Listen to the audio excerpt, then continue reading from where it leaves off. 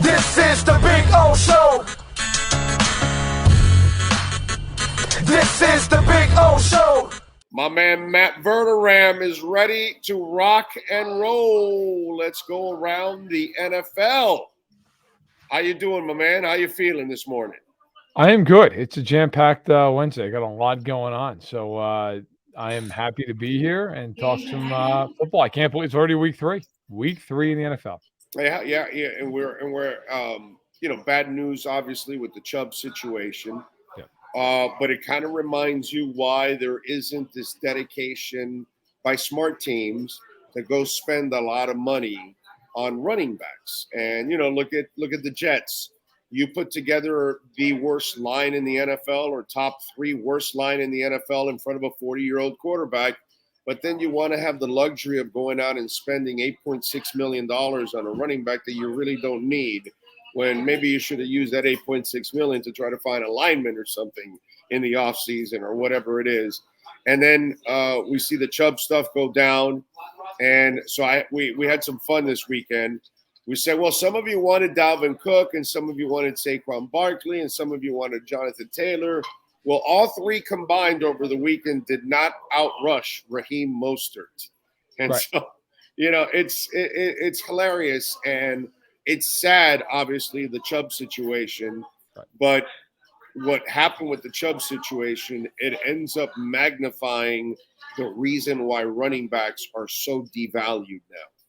Well, it shows a few things, right? I mean, one of the things that it shows is that you really, if you're a running back, you probably ought to sit out if you can, and get your money. Now, unfortunately, a lot of these guys may sit out till kingdom come. They're still not going to get paid, right? So puts them in a tough spot.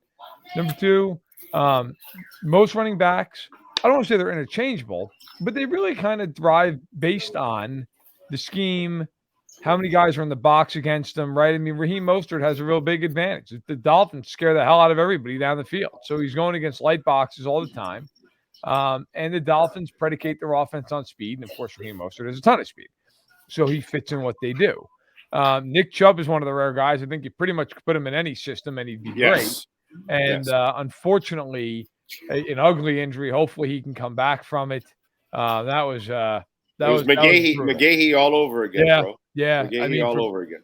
It really, just from a visual, I mean, if you remember Napoleon McCallum of the Raiders, which was a tragic injury. I mean, it was that kind of ugly. So hopefully he can come back. But your point about some of these other running backs, I mean, look, Jonathan Taylor, of course, on the shelf right now. He's on PUP. Dalvin Cook, so far this year, has 17 carries. He has 40 yards. So if you're the Jets, I agree with you. Why didn't you go out and get Dalton Reisner? Why didn't you go out and sign somebody who could help you up front when you have Breece Hall? You don't necessarily need – and I get he's coming off the ACL, but you ought to know that he's healthy. You're with him every day. So, yeah, I agree. It wasn't the best allocation. Well, and they have Michael Carter that they also drafted. You didn't have this need, this dying need. And Dalton Reisner was out there. And Dalton was out there because he wanted money. He wanted to get paid. And nobody was willing to give him the money. I know here in Miami, I inquired. Apparently, they don't think he fits our outside zone scheme. But obviously, he fits what they do now. So you sign him if you get an opportunity. And so now somebody signs him.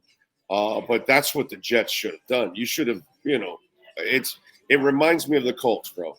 You're watching Andrew Luck take a beating over and over again, and you do nothing about it, bro. Right. It just makes absolute no sense there. Speaking of making no sense, Chris Jones back in action, back on the field, and back in Indeed at a sack and a half. He was fantastic. Look, he's got to get to 10 sacks to basically earn back the money that he surrendered. Look, and I know there was the Chiefs have been busy. It's not a very good job business-wise on his side, dude. No, it's not. Great for the Chiefs. They got the guy back. They got their Mahomes back on defense. Fantastic for them. Yep. But personally for him, it's not great. He didn't win the battle, bro.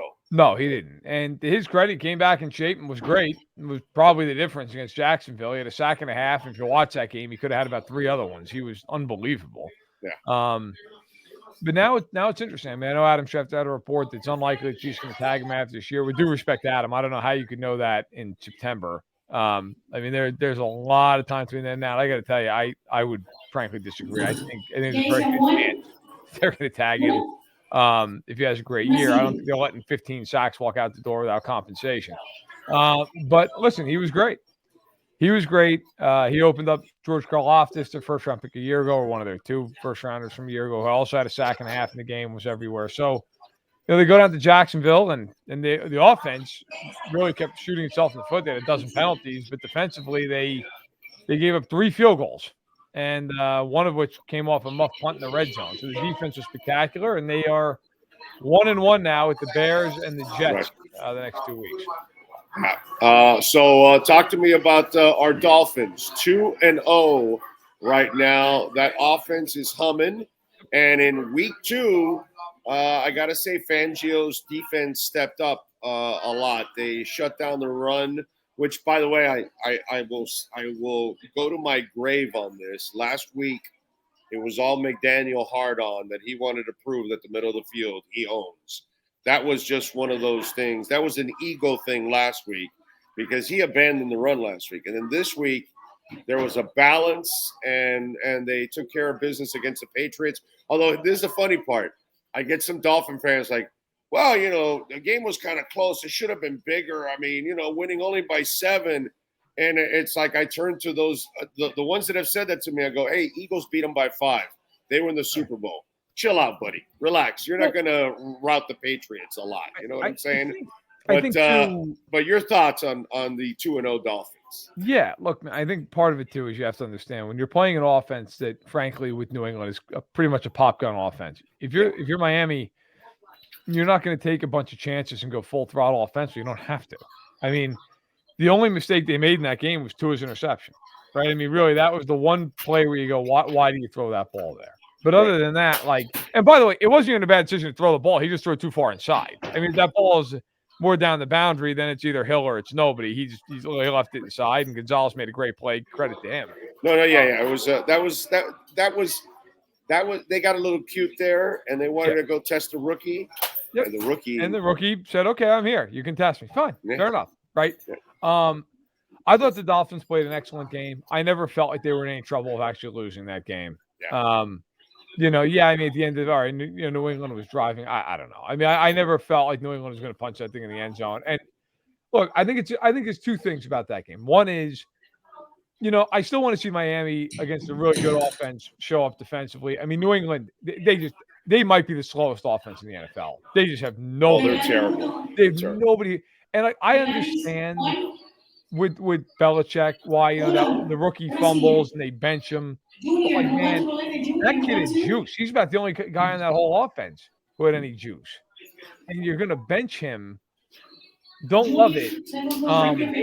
Look, the Dolphins do what they should have done. They played well against that team defensively. They did their job. Van Ginkel had a great game.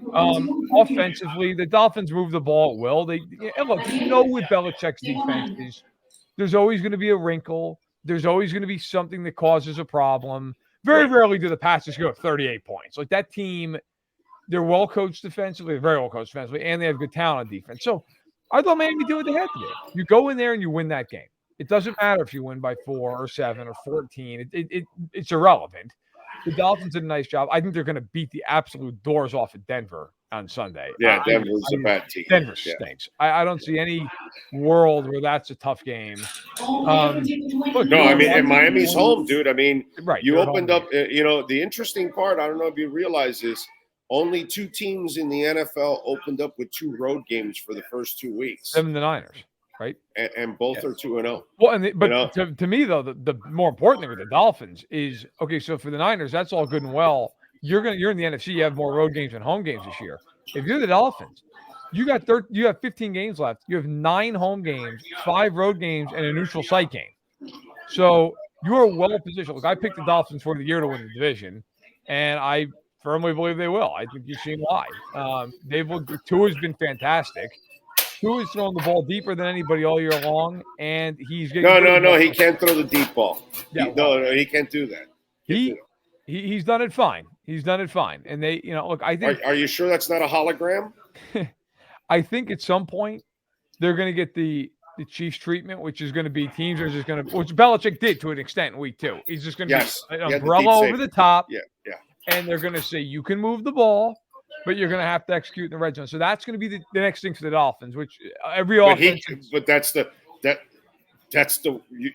picking one of the worst quarterbacks in the NFL to do that. Right, because he's accurate. Because he's deadly accurate. And I agree with you. But I agree. The question is going to be in the red zone where speed doesn't matter as much because it's more of a condensed area.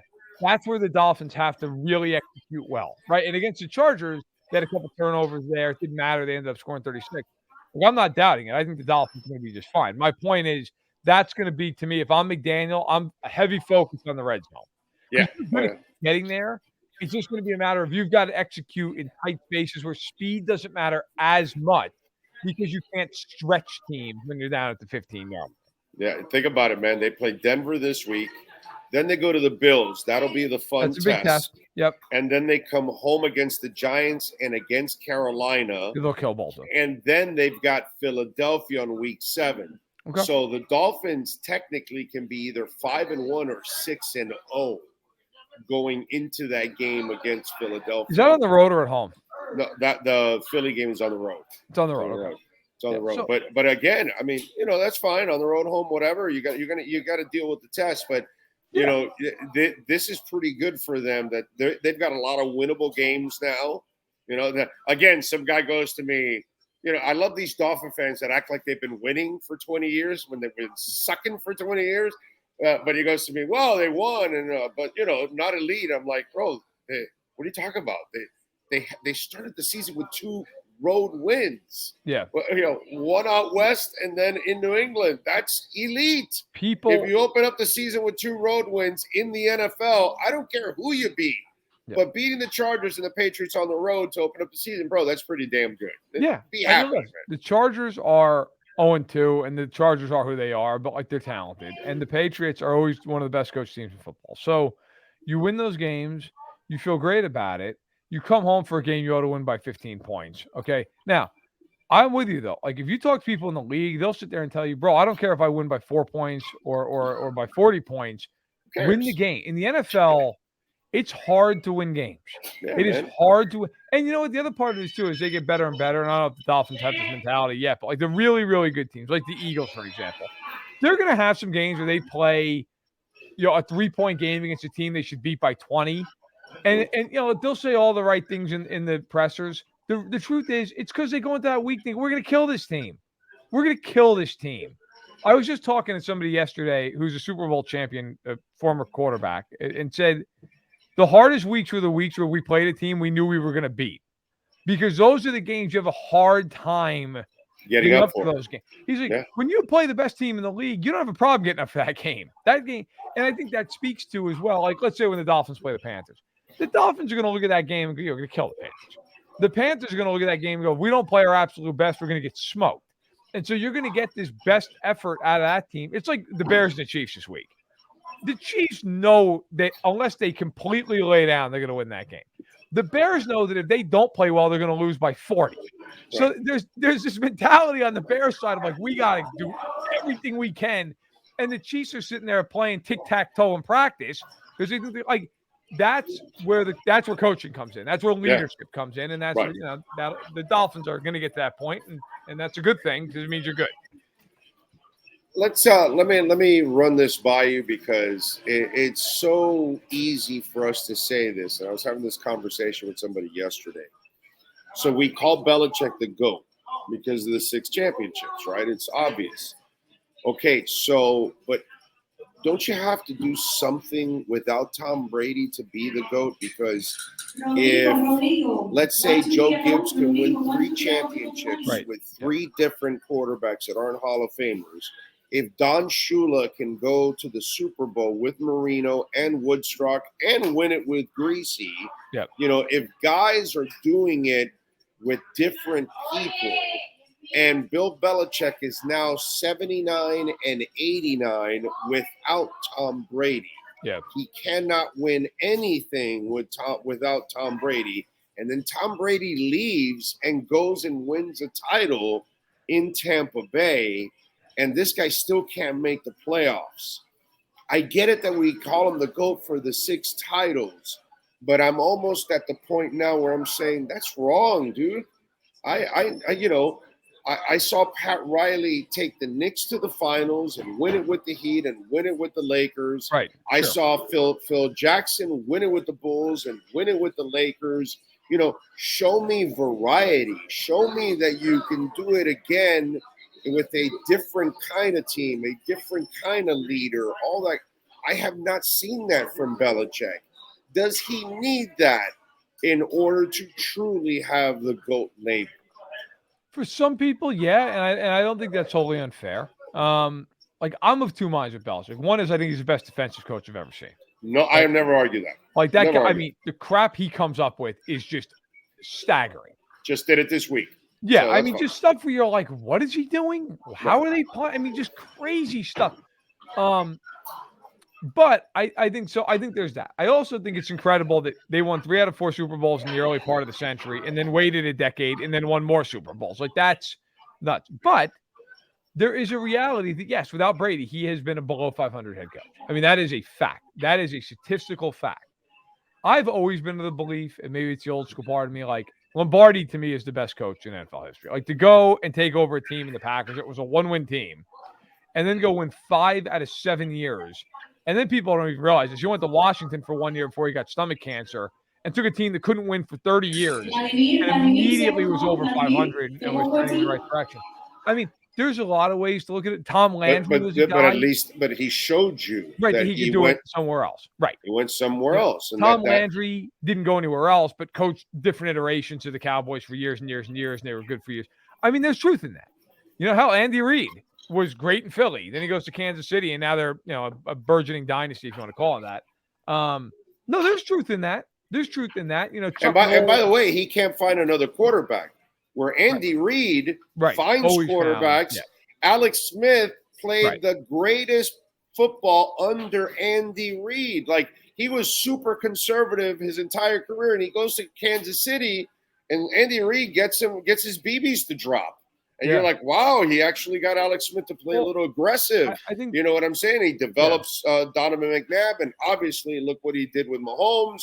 But Andy Reid's proven that shit, dude, that he's done it. And even Bill Walsh was on his way because he made the move for Steve Young. Yep. So he kind of set it up. You know what I'm saying? Seifert basically coached his team, It was very, Barry Switzer-like. What Seifert with Seifert, which is why Seifert's not in the Hall despite having 2 Super Bowl victories. Look, I know there's truth in that. I think, Parcells is another guy like that, who coached a whole bunch of teams and, went to the Super Bowl with the Patriots, won 2 with the Giants, went to the AFC title game with the Jets, went to the playoffs a couple times with Dallas. And Gibbs is a perfect example because he won 3 Super Bowls with 3 quarterbacks, none of which are in the Hall of Fame. So that's the greatest. It's unbelievable. Yeah, that is just a staggering. That's the GOAT of all coaches for me. No, it's a fair. That accomplishment. Nobody will beat that accomplishment. No one will ever. No one. I agree with you. I agree. Ever come close to that accomplishment. There's a lot. Look, I've always been of a mind to further your case, frankly. The guys like Bill Cowher are underrated. Like, Cowher never had a great quarterback. And I know people, so he had Roethlisberger. Roethlisberger was not a great quarterback when he had him. He was young. He was in his infancy. Cowher was winning conference titles with Neil O'Donnell and Cordell Stewart. Marty Schottenheimer was great everywhere he went. Yeah. And as somebody who grew up a Chiefs fan, I always laugh. People are like, yeah, but what about the playoffs? He had Steve Bono. Right. What was he going to do? It wasn't his fault they lost those games. Dude, they fired him 1 year when he won 13 games with the Chargers. It's 14. Won 14 games. They were the one seed. Marty Schottenheimer doesn't get enough credit for that. To me, I'm sorry. How is that guy not in the Hall of Fame? You're going to tell me that guy's not a Hall of Fame head coach? But he was going deep in the hands down. He's a Hall of Fame. Because he didn't win the big one, bro. And I get it. But sometimes I do think as much as I am one of these people who's definitely like, hey, results are what matter. Don't talk about showing me the work, show me the result. A guy like that, a guy like Chuck Knox, You're going to tell me that guy's not as good of a coach as somebody like a Tom Flores? Who listen, Tom Flores, I'm not saying he doesn't deserve to be in the Hall of Fame. Tom Flores won 2 Super Bowls with Jim Plunkett. He deserves to be there. He was a great coach. But you're going to tell me Marty Schottenheimer's not on that level? Or Chuck Knox is not on that level? Of course he is. Of course they are. Yeah, I get they didn't win, but my God, Chuck Knox went to the playoffs year after year after year with who? With a bunch of teams that nobody else could win with? I think I agree with you. We look at coaches in a weird way. Yeah, Brown Chuck. It's just kind of weird that, I get Belichick, but it's just I have a hard I need to see him do something else with another kind of team before it's not unfair. It's not an unfair way to look at it. Yeah, it's just you get on a run with one guy that was just an absolute magical player, bro. Right. And I just need to see something, a little bit different, and then maybe I could go with the whole deal. What'd you think of the Browns signing Kareem Hunt? I think that it was pretty obvious that was going to happen. They had to get a running back in there. I will tell you this, though. I spoke with people at Cleveland. I visited them on a training camp tour I did this summer for SI. And I asked some people, hey, who's the guy in this team who could surprise? And Jerome Ford kept coming up. And they were really high in Jerome Ford. So I don't think Ford's going to the bench for Kareem Hunt. I think this is more of an insurance purpose thing. I think Ford's going to be the guy. Yeah, he got 100 yards. They really liked him in the summer. I mean, I can tell you that for a fact. In fact, I wrote about Jerome Ford over the summer because he was so talked about. So I still think he's going to be a guy who gets 20 carries. I think Hunt's going to be that change of pace, fill in, so on and so forth. But yeah, I'm not surprised. I mean, I'm not surprised at all that they're going back to Kareem Hunt, at least in some capacity on that roster. Yeah, I'm sure Jerome was explosive in fantasy and in transactions. Now, that leads me to the question. Deshaun Watson, done, history in the archives, because you watch him and there's no edge there, bro. Dude, it's no edge. Not going to lie to you. It's pretty rough. I mean, we're now, last year he played 6 games coming off the suspension. And I really made it a point not to judge him off of those games because you shouldn't. He was out for essentially almost 2 years. Okay. Yeah, man. Yeah. And putting aside for a brief second all the off-field ugliness, just judging him as a player to me was unfair last year. Yeah, because I agree. You're coming into a spot, you've never really gotten any real live action. These guys fine. You didn't have the whole offseason. You've been in this offense. You've had the playbook for 2 years. Okay. You look horrific. I mean, it's not like, well, he's missed this throw and that throw, but otherwise, he's been awful in these games. And they've had a running game. They've had a great running game for him. It's not like it's all been on him. I mean, he's been able to have an offensive line that's plowing the road for their running backs. Can you throw a pass? And look, if I'm the Browns, I'm terrified for one reason and one reason only. You are tied to him for this and 3 more. And there is nobody who's going to be lining up for Deshaun Watson in that contract, okay? Oh, no. Yeah. This is one of those deals. If he doesn't get better, everybody's fired. Everybody, because you can't fire him, so everybody else is fired. This isn't like a Kyler Murray, hey, we'll trade him and eat a dead cap hit for a year. No. You traded 3 first-round picks and then gave this guy a fully guaranteed contract well north of $200 million, okay? Yeah, but you and I know that this probably had to do a lot more with the crazy-ass, irresponsible, foolish owner. Well, of course, but it doesn't matter, right? Right. Yeah. No, I know, but he's going to be firing a whole bunch of people when he's the one that probably gave up those first rounds. Not fire himself. And he's the one that approved all that guaranteed money, bro, because come on. Course, but you know that Lerner guy is crazy, bro. He's not selling the team. So everybody else is going first. And I've watched every snap of the Browns these first 2 weeks. That offense is if somebody stops the run, good luck to you. That's it. Because there is nothing else happening. I mean, he's not just missing throw. He's off by a mile on Sundays. I mean, it's not even close.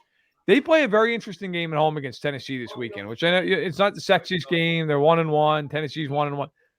Tell you one thing about the Titans. Cleveland's not running the ball all day on them. That front is no joke. And they are going to get after Cleveland defensively. I am very curious to see what this thing looks like on Sunday afternoon. Because, and last thing I'll say about it, people keep talking about, well, it rained in week 1. The weather was bad. Hey, guys, he plays in Cleveland. Yeah. Like, the weather's always, it's like playing Yes. in Green Bay and being like, well, listen, he just can't handle the cold. Well, then you're screwed. Yeah. Like, if you can't, it's the same thing with, frankly, now there's a lot more going on with Burrow right now. But week 1 with Burrow, I kept seeing, well, he took his gloves off, put them back on, the weather. You play in Cincinnati. Yeah, no. You've got to be able to throw the ball in rain. I'm going to give Burrow a break. I'm going to give Burrow a break because he was off for like the calf. Yeah, dude. He was off Watson, 6, 7, 8 weeks. And I don't want to hear about Watson that he can't throw in the rain. No. He's got to throw in the rain. You play for the Browns. Yeah. Okay, so you mentioned the Titans. Well, former quarterback Ryan Tannehill of the Miami Dolphins, now for the Titans, beat your boy, Justin Herbert. How about your boy in overtime? 3 and out, baby. my boy, Justin Herbert, who, by the way, I've been screamed at because after the game, I was very critical of him. And, oh, my God. Look, I said here, and I said everywhere else I was last week, the Titans are going to win that football game. Well, the Titans won that football game because Tannehill went 20-24, and Herbert. So in that game, the Chargers had 2 offensive drives. They started the drive where they were winning 21-17 in the fourth quarter. Then they had a drive in the fourth quarter. They were down by 3, and then they got the ball to start overtime. Herbert in those 4 drives was 9 of 16 for 82 yards, which comes out to about 1 yards per attempt. Okay, that stinks. And that's what I tweeted. I essentially was like, look, if he's going to play and be considered a top quarterback, you got to do more than that, man. You can't give me 2 3-and-outs, 1 first down, and then a punt, and then a field goal where you're 1st and 10 at the 14-yard line, and you can't get in the end zone. Like, at some point, look, is Stanley a bigger problem? Yeah, Stanley's not a good coach. Fine. But, like, Herbert's part of the issue with this team. Now, look, you just gave him a massive deal, and I think they were right to. I mean, the talents are – but if I'm the Chargers and this season doesn't go well, they don't make the playoffs, let's say, I am blowing this thing up as high as I can. I'm building around Herbert, obviously, guys like Rashawn Slater.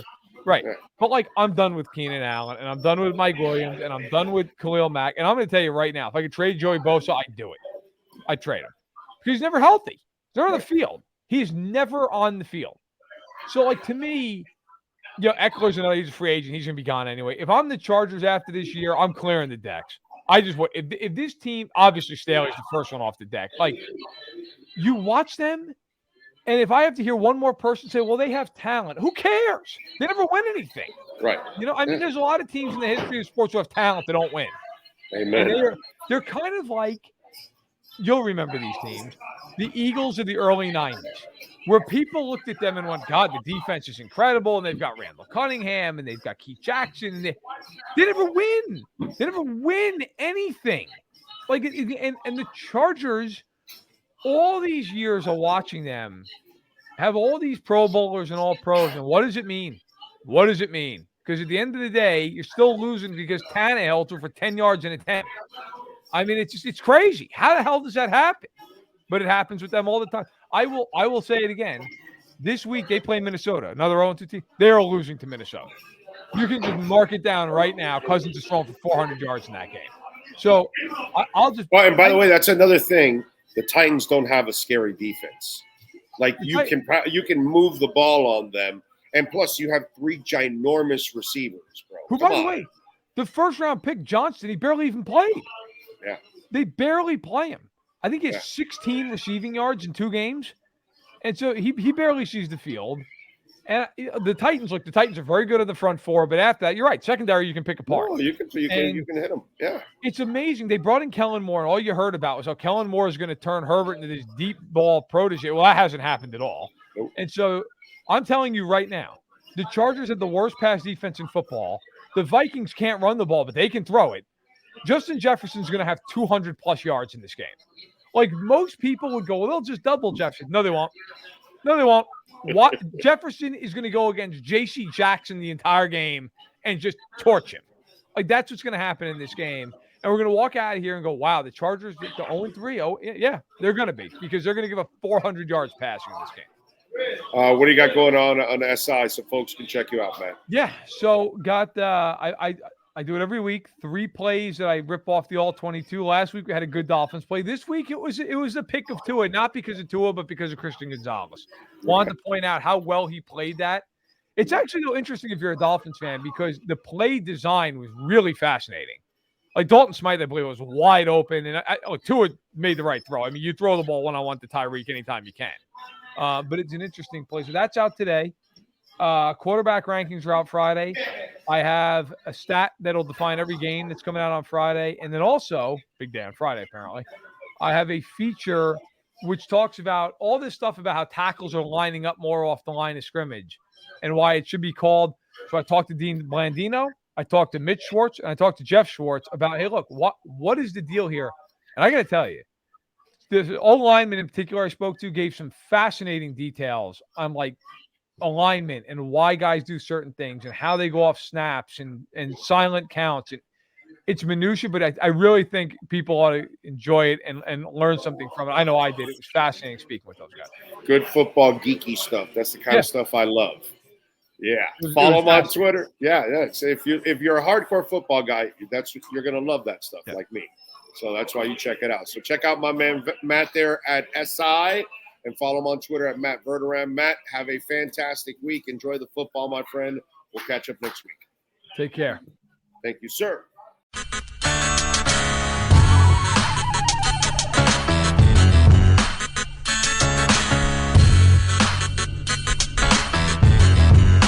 This is the Big O Show. This is the Big O Show.